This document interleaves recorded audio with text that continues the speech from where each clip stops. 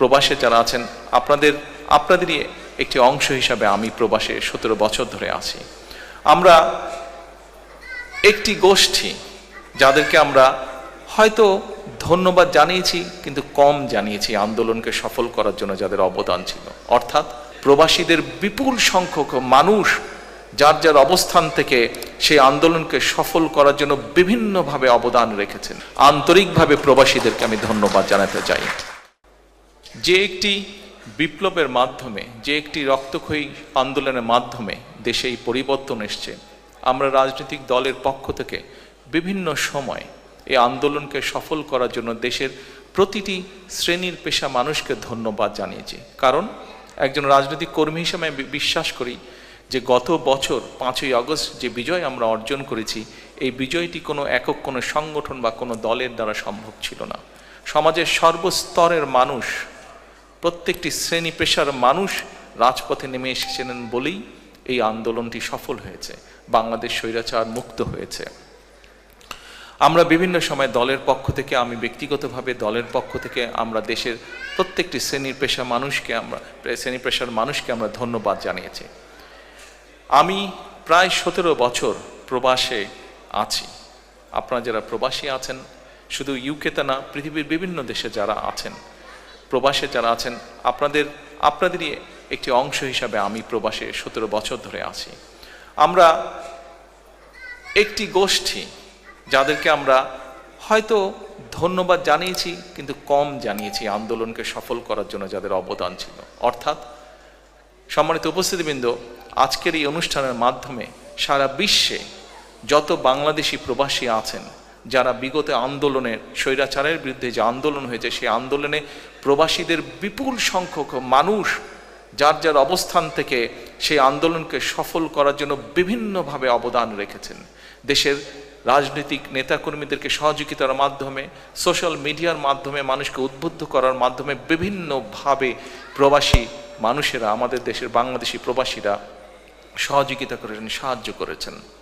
আমি আজকে এই অনুষ্ঠানের মাধ্যমে পৃথিবীর যে সকল জায়গায়, যে প্রান্তে, যে সকল প্রান্তে যেই বাংলাদেশি আছেন, প্রত্যেকটি বাংলাদেশিকে, প্রত্যেকটি প্রবাসীকে, যারা এই আন্দোলনে আমাদেরকে সহযোগিতা করেছেন, যারা এই আন্দোলনে আমাদেরকে উদ্বুদ্ধ করেছেন, বিএনপি সহ সকল গণতান্ত্রিকামী রাজনৈতিক দলের নেতৃবৃন্দ, কর্মীদেরকে উদ্বুদ্ধ করেছেন, সহযোগিতা করেছেন, সাহায্য করেছেন বিভিন্নভাবে যার যার অবস্থান থেকে, প্রত্যেকটি মানুষকে আমি আন্তরিকভাবে ধন্যবাদ জানাতে চাই। আন্তরিকভাবে প্রবাসীদেরকে আমি ধন্যবাদ জানাতে চাই দেশকে স্বৈরাচার মুক্ত করার জন্য।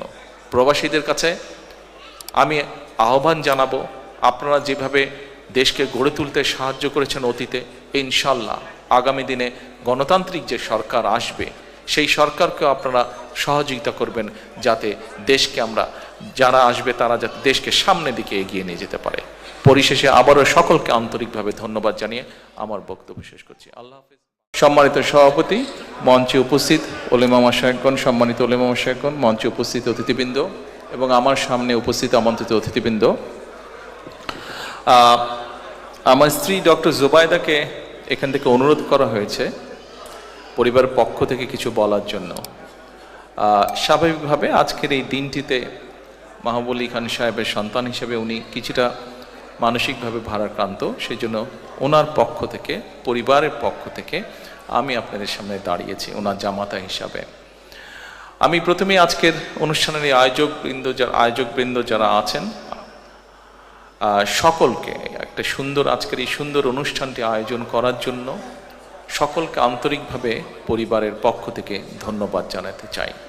যেভাবে মরহুম মাহবুব আলী খান সাহেবের জীবনী তুলে ধরা হয়েছে, যেভাবে ওনাকে সুন্দরভাবে উপস্থাপন করা আছে, দেশের জন্য উনি যে সকল কাজগুলো করেছিলেন সেগুলো যেভাবে সুন্দরভাবে উপস্থাপন করা হয়েছে, যারা যারা কষ্ট করে এই আয়োজনগুলি আয়োজন করেছেন, এই প্রোগ্রামগুলোকে সাজিয়েছেন, প্রত্যেককে আন্তরিকভাবে আমি পরিবারের পক্ষ থেকে ধন্যবাদ জানাতে চাই। সম্মানিত উপস্থিতিবৃন্দ, আমার যেহেতু একটি আলাদা পরিচয় আছে, আমি একজন রাজনৈতিক কর্মী, স্বাভাবিকভাবে যখন আপনাদের সামনে দাঁড়িয়েছি একটি দুটি কথা 1 মিনিট সময় হয়তো আমি নিব।